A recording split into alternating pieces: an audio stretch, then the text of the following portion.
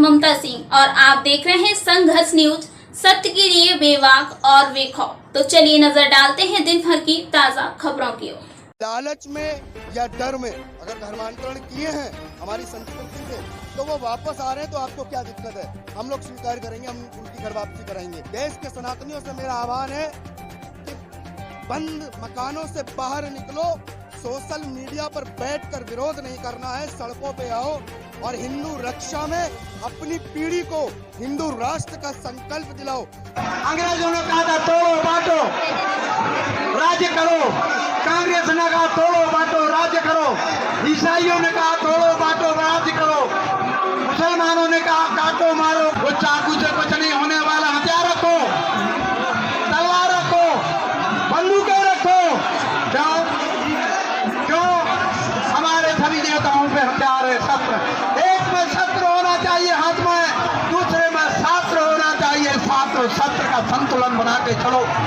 भारत के अंदर तुम जितने भी लोग हो तैयार हो जाओ, तैयार हो जाओ, क्योंकि हिंदू राष्ट्र बनेगा तो तुमको उतना ही सम्मान देंगे जितना पाकिस्तान के अंदर हिंदुओं को दिया जा रहा है, जितना पाकिस्तान के अंदर सिखों को दिया जा रहा, जितना पाकिस्तान के अंदर हमारे दलित भाइयों को दिया जा रहा, जितना पाकिस्तान के अंदर फारसियों को दिया जा रहा, उतना ही प्रेम देंगे। ना 1 इंच कम देंगे, ना 1 इंच ज़्यादा देंगे, लेकिन हिंदू राष्ट्र के संकल्प में देंगे। क्योंकि रोटी, कपड़ा, मकान ये तो आप और आपके पिता देते रहे, लेकिन आप ऐतिहासिक सदी में हैं, वो सदी जिसमें इतिहास लिखा जा रहा है, जिसमें राम मंदिर का निर्माण हो रहा है, जिसमें काशी विश्वनाथ कॉरिडोर बन रहा है, जिसके अंदर 370 हटाई जा रही है।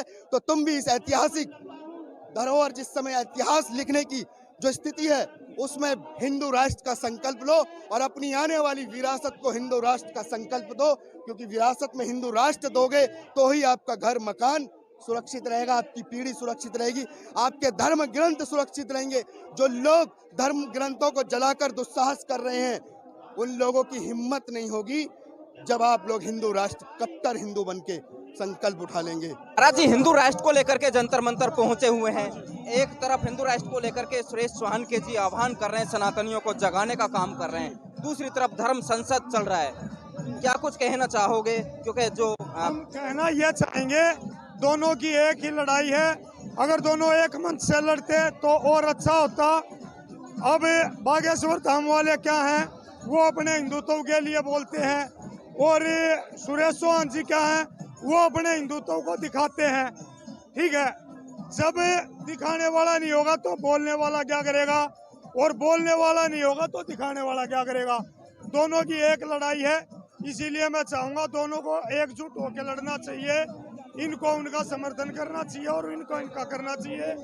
ठीक है, और हमें और सतीश जी तो गौ माता के चाहते हैं, गौ माता बचेगी, देश बचेगा, देश बचेगा, हिंदुत्व बचेगा। महाराज धीरेन्द्र शास्त्री जी हैं, सनातनियों को जगाने का हिंदू राष्ट्र का आह्वान करते हैं, लेकिन कुछ लोग हैं जो धीरेन्द्र शास्त्री जी के कटाक्ष कर रहे हैं, कहते हैं ये ढोंगी है, कुछ इस तरह की बात। वो धीरेन्द्र शास्त्री जी हिंदुत्व को जगाने का बहुत अच्छा कार्य कर रहे हैं।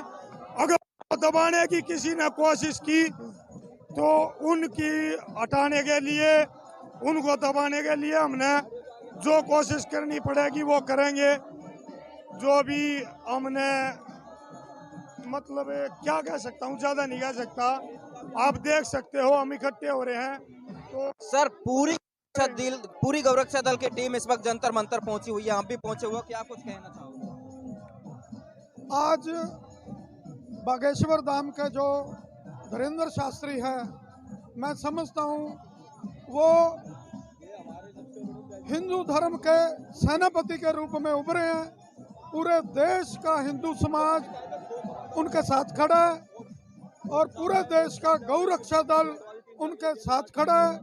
कोई भी शरारती अगर उनकी तरफ आंख उठाकर देखने की कोशिश करेगा तो उसकी नस्लें खत्म कर दी जाएंगी, किसी भी कीमत पे उसको बख्शा नहीं जाएगा। हिंदू समाज जब जब जीत हुआ है, जागृत हुआ है, विधर्मियों ने, देशद्रोहियों ने, सनातन धर्म के विरुद्ध करने वाले काम, ऐसे लोग हमेशा खड़े हुए।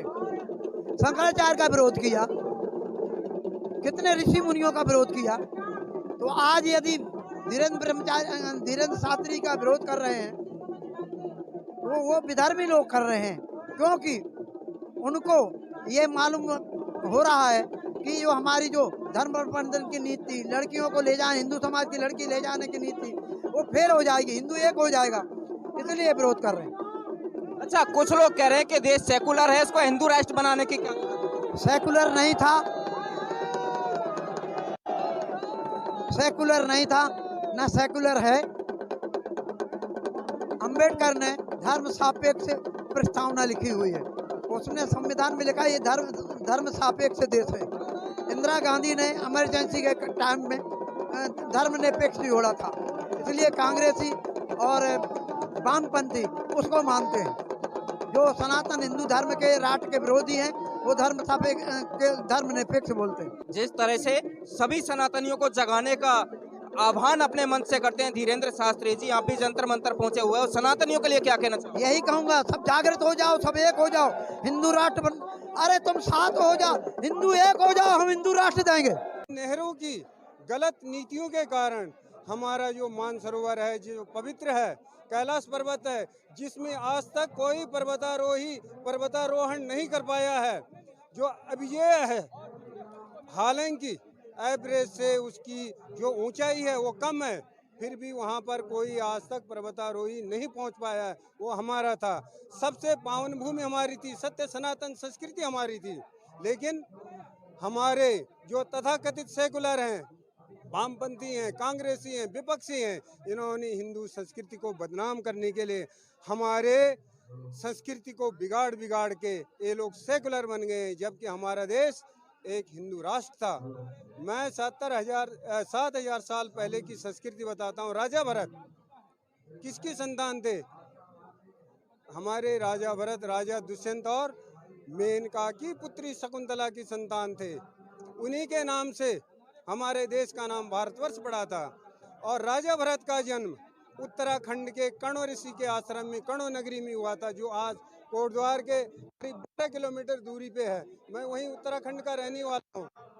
मैं आप लोगों को बताना चाहता हूँ कि अगर हम लोग हिंदू धर्म वाले यूं ही बढ़ते रहेंगे तो यूं ही कटते रहेंगे। ये लोग लव जिहाद के द्वारा हमारी संस्कृति को अपवित्र करेंगे।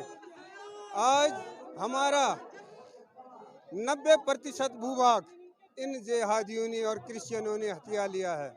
हमारे जितने भी देश के अंदर हिंदू हैं, सत्य सनातनी हैं, हमारे में कोई कास्टिज्म नहीं है, हम सब एक हैं। हम सभी को, चाहे वो ब्राह्मण हो, राजपूत हो, शूद्र हो, वैश्य हो, ये कोई नहीं है, सारे के सारे एक हैं।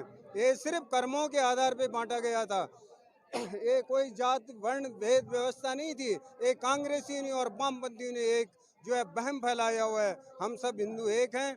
और मैं ये चाहता हूँ कि आज आप हिंदू शक्तियों का साथ दें, जो कि हमारे सुदर्शन टीवी के हमारे बाबा रामदेव जी, हमारे बागेश्वर धाम के बाबा जी और सारे लोग, जो हम लोग भगवा सनातनी हैं, हम लोग देश की सेवा के लिए एक हो जाएं, देश को समृद्ध बनाएं, देश को आगे ले जाएं।